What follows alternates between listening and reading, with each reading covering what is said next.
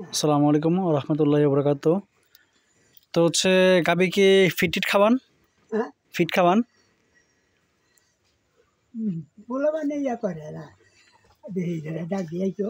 সমস্যা না, আপনার গাভীর একটু ফিট টিট ভুসি টুসি খাওয়াইলে দুধ আর একটু বাড়বো আর কি।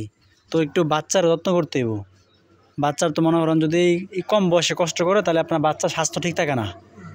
এই অল্প অবস্থায় মনে করেন যদি আমি আর আপনার বাচ্চাকে ভালো করে ভিটামিন জিটামিন এই খাবার টাবার ফিট ভুসি টুসি খাওয়াই বা যত্ন বাড়ায়, গাভীর যত্ন করে, তাহলে বাচ্চাটা স্বাস্থ্য ঠিক থাকে।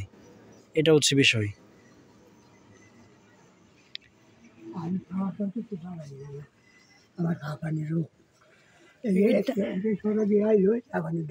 এটা হচ্ছে বয়স হয়েছে করা কিছু না, এটা সবারই মনে করেন যে আজকে আমার এ করা কিছু নেই।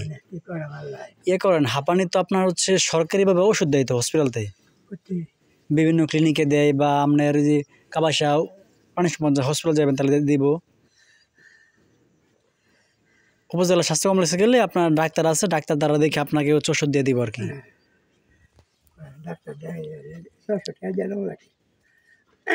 না, ওইখানে আপনার 5 টাকা স্লিপ নিব। কাবাসা হসপিটালে 5 টাকা স্লিপ নিব। আসসালামু আলাইকুম, ভালো আছেন ভাই?